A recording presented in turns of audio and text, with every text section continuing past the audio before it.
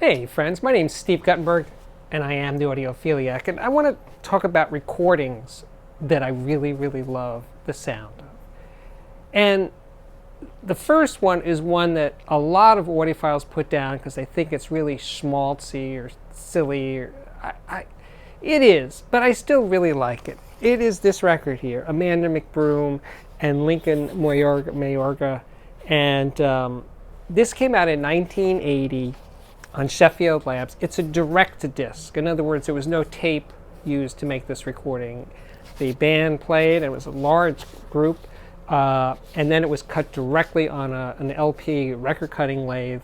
So that means that the band had to play through an entire side of a record without making any really bad mistakes. And it's a very stressful situation for recording, for musicians, and stressful for the recording engineer, whose name is Steve Hasselton, because if anything goes wrong, you got to start over, and it's expensive. You're cutting these lacquer discs, and they're not free, and it puts everybody on edge. Believe me, a normal recording session where people just have the band has to play just one song can be very stressful, and the singer has to be right on the mic, and it's hard. But this record is a whole side of a record, direct to disc.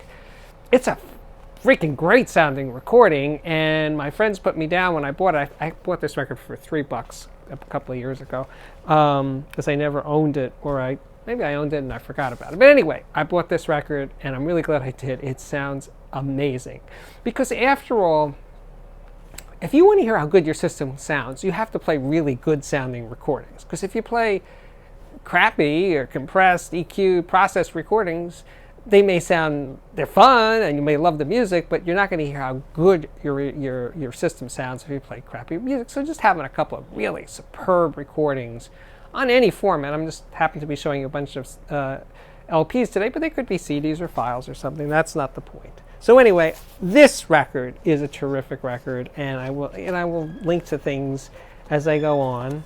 And then, for a complete change of pace, this record. This is the Rolling Stones, Their Satanic Majesty's Request. It's got the 3D cover. This is an original pressing. There's a new version that came out last year, which actually sounds even better than this. I just grabbed this one because it was handy. But this is the Rolling Stones' answer to Sgt. Pepper, and I think as a recording, it's an even better recording. It's more experimental, it's more hallucinogenic, it's deeper, it's got some more space. It's a really great recording of that period of psychedelic music. It's not necessarily about sounding real, it's about sounding interesting, and this record really does that. Rolling Stones, by the way, Mick and Keith and the rest of the guys hate this record. Maybe because it was Brian Jones, who was still in the band at that point, the second guitar player, was a jerk, and apparently people didn't like him, including the other four Stones. So anyway. Now here's another record that many audiophiles are embarrassed by, Bang, Baroom, and Harp. I don't remember the year this was recorded. I think it's the late 50s or early 60s.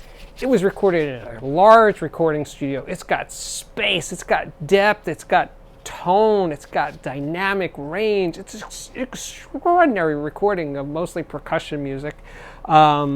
Its music validity may be questionable, but I find it actually very enjoyable. I kind of really like this record, and this is another record I bought for $3 a few years ago. And I do play it, and I really like it. I don't think they're that. I paid $3. They're not a rare or hard record to find. Now here's a record. It's all about being natural. The Weavers at Carnegie Hall, I think in the early 60s. So the Weavers were a folk group. And so it's an all-acoustic record of singers and players, as you can see there on the cover. But what's really amazing about this record is you really hear Carnegie Hall. You feel like you're in that huge concert hall. And you hear the audience really well. It's really good. I should have grabbed another one that's great for Carnegie Hall of non-classical music is Harry Belafonte at Carnegie Hall. That's another one where it's a freaking amazing sounding recording and vivid and three-dimensional, and you hear the hall itself really, really well. It was recorded well that you hear the band on stage. This is the Harry Belafonte I'm talking about. And you hear this huge acoustic space. And that's true for this one as well. Then, back to recording studios, Sinatra's Only the Lonely. Now, this is Sinatra with a big orchestra, and it's lush, it's big, but some of the tracks are a little more intimate, like Blues in the Night is my favorite track on the record. And Frank just sounds so good. I mean, his vocal is to die for. You know, I didn't like Frank Sinatra for a really long time, but as I've matured, I get it. I understand what Frank has that few other singers can do as well, and that is incredible control, incredible phrasing. His voice is an instrument of the highest order, and it's just amazing. You know, I'm a rock guy, but there's no rock guy ever that could have that kind of control and musicality to his voice, where he is really part of the band.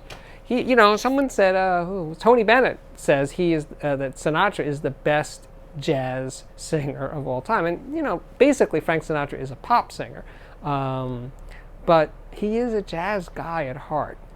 Anyway, so that's one. Now, to finish off, though I think I initially heard this as an LP. I never owned the LP, but it's Elvis in stereo in 1957. Now, that's kind of interesting because there weren't too many rock recordings in stereo in 1957, but this one was. And it sounds really good. The stereo isn't great because it's very left, right, and left channel, right channel, but he sounds good.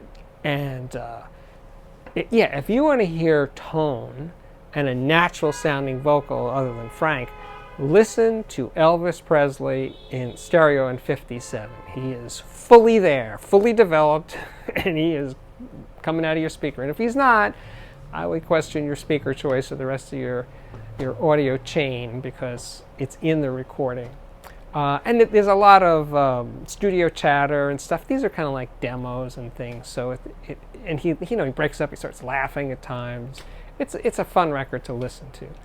I think we're done for today. So those are just some of my favorite recordings for sound quality and also for music. But I picked all of these for their sound quality. And people have been asking me to do this for a while, and I'm glad I finally got around to it. Now, of course, as always, you might know what I'm going to say next, and that is list your favorite sounding recordings in the comments below. That would be appreciated. And I think we're done for today. My name is Steve Guttenberg. This is the Audiophiliac Daily Show, and if you like it, you also know what I'm going to say. Please subscribe and share it and do all that social media stuff. And I hope to see you back here very, very soon.